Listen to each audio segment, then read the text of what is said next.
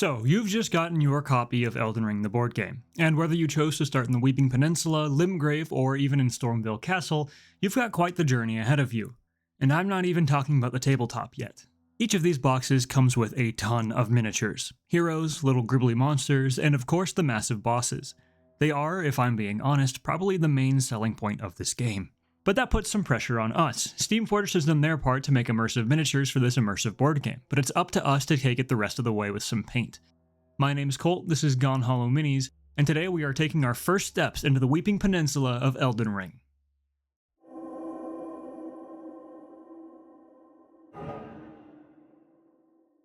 But before we get to pushing pigment, we need to understand these miniatures, because whether or not you're a Warhammer veteran or if these are the first minis you've ever painted, they're a bit of a different beast. So let's start from the basics to really get to know our miniatures. The miniatures included in Elden Ring all come pre-assembled as one chunk, base and mini both.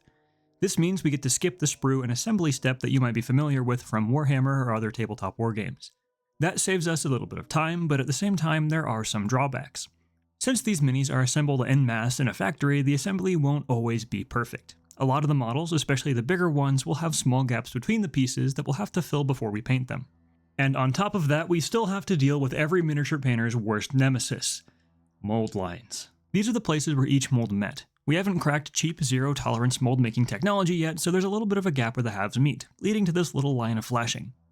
These may seem like small problems, and I guess technically they are, but trust me, nothing will ruin a perfect paint job faster than a perfectly geometric line running all the way around your miniature. We'll discuss how to fix these mold lines in a second, but for now, just take a quick look over your minis to find where these mold lines are. Trust me, they're there somewhere. Just take your time picking them out and make a note of them for later. Now, one more thing to mention here, mostly for those of us who also paint Warhammer. Warhammer minis, as well as most wargaming minis, are made of polystyrene. This is a fairly hard plastic that can hold really crisp detail and takes sanding pretty well. Elden Ring's miniatures, though, aren't made of polystyrene. As far as I can tell, I believe they're made of PVC. PVC is easier to work with when making whole miniatures like this that come off of the sprue. Additionally, they're a little more durable and more resistant to breakages than polystyrene minis would be, which is perfect for board game pieces that will be handled regularly while playing. Now, PVC is a bit of a softer plastic, which means that some of the details these minis can hold won't be quite as crisp. Additionally, it'll make cleanup a little bit of a different process. That's not to say that PVC is a bad material to make minis out of, quite the opposite in fact. It's just one of those cost and benefit things that you have to weigh up. For board games, it makes perfect sense because minis come pre-assembled and need to be durable in order to handle all of the playtime. But okay, I think we've got a good enough handle on what our miniatures are and what they're made out of, so let's get started actually getting them ready for painting. I'm going to start with this little Misbegotten dude. I always recommend starting with a mini that you have repeats of. In other words, get a handle on your minis before you try to tackle the heroes and bosses. First thing is to find any gaps that I need to fill. Each of the Misbegotten seem to have been molded in 3 chunks: the head, body, and then the right arm. We can tell this because of the deeper lines here and some of the glue residue. Now these gaps aren't too bad. They're small enough that I don't really feel a need to fill them. That won't be the case with some of the larger monsters, but for now we can go ahead and skip that part. What we can't skip though is mold line removal. You can see them pretty plainly on the back of the cleaver, the back of the arm, and the edges of the tail. To get rid of these, we're going to use some high grit sanding sticks. These are nice because they let you get into all the nooks and crannies of our miniature to make sure we get all of those mold lines sanded down. Now that the rougher edges of our miniature have been sanded down, we can go ahead and move on to tackling the base. See, each of these Elden Ring miniatures comes with a textured base, sculpted to look like rocks, water, dirt, or whatever texture best suits the model. This makes basing a bit of a breeze, if a little bit samey. To make the process of painting these bases a bit easier, I prefer to actually remove the miniature from the base by cutting the little glued pegs that keep them in place.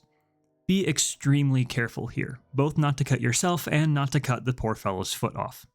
But now, finally, with our miniature processed and separated from his base, we can actually get on to painting. I'm going to start with a black prime. Elden Ring is a pretty moody game, so starting with a dark color will help to keep that theme in our miniature. You can use whatever you're most comfortable with to prime your miniatures. I've been using Krylon primer for years, and it's worked fine for me. If you do use a spray can though, just make sure to shake it up extra well and spray nice, smooth, even layers. With our pieces primed, I usually take care of the base first. These sculpted bases have suggestions of textures on them, but honestly it can be a little hard to tell some of them apart. And we don't have any painted reference images of these particular minis yet, so just go with your gut. I'm choosing to read these grainy parts as dirt, the angular chunks as flagstones, and these little ripply areas as shallow water, like the Leonine Misbegotten's boss arena.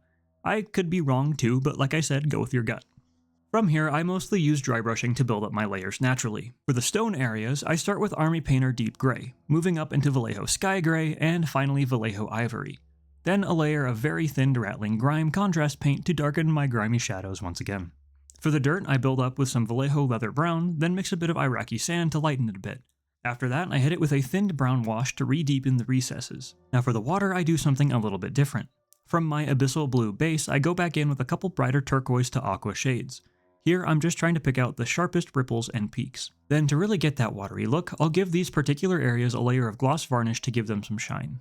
One last detail here on the base rim. Now really you only have 3 choices here. You have your black base rims, your brown base rims, and if you're feeling crazy, your goblin green base rims. Is what I would say if I was boring. The base rim on a miniature is like the frame of a painting. It needs to look finished while not distracting from the miniature. Black and brown are safe bets, but they are by no means your only options. For my Elden Ring miniatures, I'm actually going with Army Painter Scarab Green. This is a really nice deep green color that echoes the tones of the game's key art. It works really well with the subject material, doesn't distract from the miniature, and most importantly, isn't just black. Okay, we're finally on to actually painting our Misbegotten now, but before we move on, we have to return to our discussion about soft details. The detail on these minis definitely isn't bad as far as board game minis go. But again, just because of the material choice, some things do come out softer, like the pinions on these feathers or the scaly bits mixed into his skin. So to give us the best shot in picking these details out, we're going to start with a quick dry brush value sketch. To do this, you'll need just a couple things. First, a big soft bristled brush, like a makeup brush. Second, a bit of sponge to wet your bristles. I've stuck mine into an old Citadel pot so that I can always keep it on hand. And then, of course, you'll need your paints.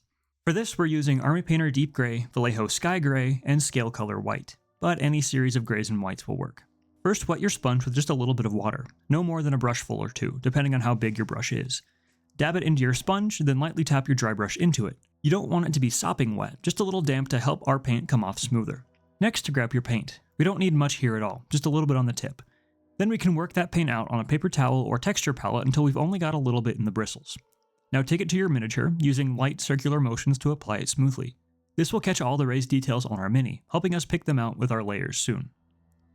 Repeat this all the way up to white and we'll be good to go. Okay, now on to our actual painting. We're going to start with the skin first. I want a kind of sallow, grungy feel, so I'm actually going to use the same recipe that I use on all of my Skaven models. The base is Rakarth flesh. Apply this evenly in a couple layers all over the exposed skin, namely the body, arms, and legs where they're not covered with feathers. The Misbegotten also have these little vestigial wings and tails. I like to draw attention to these by painting them a slightly pinkier skin color, but you can also just hit them with Rakarth flesh if you're going for efficiency. After that, we're going to hit all of the skin with Army Painter Dark Skin Shade. This is a nice purplish brown wash that gives us some really natural looking shadows for the skin. I thin this down a little bit, not too much, and apply it all over. After that, it's just a matter of layering back up with Rakarth flesh on some of our more raised details to establish our base tones again. Then I mix a bit of Brain Matter Beige into the Rakarth flesh to apply a thin highlight to the uppermost areas like the ribs on the back, the details on the face, and the tail. The next texture that I can see most predominantly is the feathered areas. There's the wings, obviously, but also little patches across his chest, back, and modeled over his arms. For the sake of simplicity, I'm also going to do his hair the same color. I'm first going to pick these areas out with Army Painter Deep Gray, blending it into my skin tones where they meet. Then our first highlight layer is Vallejo Sky Gray mixed with a bit of leather brown to make it a bit more drab. With this, I work to pick out individual feathers on his back, arms, and chest. The feathers on the wings take a little bit more work though, since they're a bit bigger. Here I try to highlight the central shaft, then apply little lines stemming from the center in the direction that the feather's veins would typically go. After that, I repeat the same process using Brain Matter Beige, making my highlights just a little bit smaller and more specific. Now for the furred parts. Again here, the goal is to pick out the sculpted texture along the legs. To set the base tones, I'll start with Army Painter Brigandine Brown, a nice dark brown base color. From there, I'm using Vallejo Chocolate Brown. This is a medium brown tone that leans a little warm orangish. I'll use this, thinned as normal, to pick out the most noticeable fur chunks, paying special attention to the lower areas that would be in more light. After that, I'll mix a bit of Army Painter Molten Lava into my chocolate brown. This is my next highlight layer, and I'll apply it as a more specific highlight layer over our previous chocolate brown. And then finally, we have Vallejo Ochre Brown. Jumping straight into a more yellow tone will give us contrast with our highest highlights. But at the same time, ochre is a typically more transparent paint, so as long as we thin it down, it won't appear too stark. Now there's just a few more smaller details to hit pretty quick, so we'll do a bit of a speed run around here. First are those vestigial limbs. To make them stand out and appear a little grosser, I base them with Army Painter Agate Skin. Then they get a wash of a 2-to-1 mix of dark skin shade and magenta tone. And finally, they're layered back up with agate skin, then agate skin mixed with Vallejo flesh base for the highlight.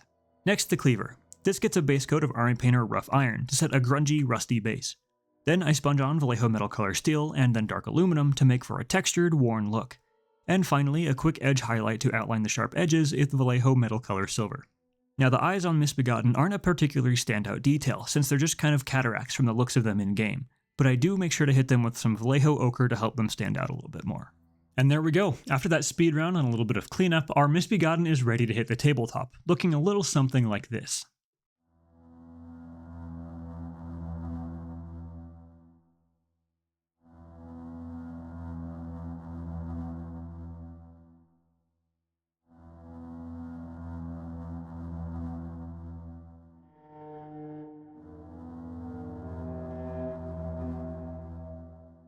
Thank you all so much for watching. Hope this video was able to help you get started on your Elden Ring journey on the right foot. The idea with this series is to eventually work through the entire board game, starting from Weeping Peninsula working all the way up through Stormveil Castle, so stay tuned for some more Elden Ring miniatures. Dogs, probably. There's a lot of dogs in this box and they ain't gonna paint themselves. But anyway, feel free to pop a comment down below if you have any comments or questions about this process. Leave a like if you enjoyed, subscribe to keep up to date with all the Elden Ring shenanigans we have going on, and of course, until next time, be safe, be kind, and don't you dare go hollow.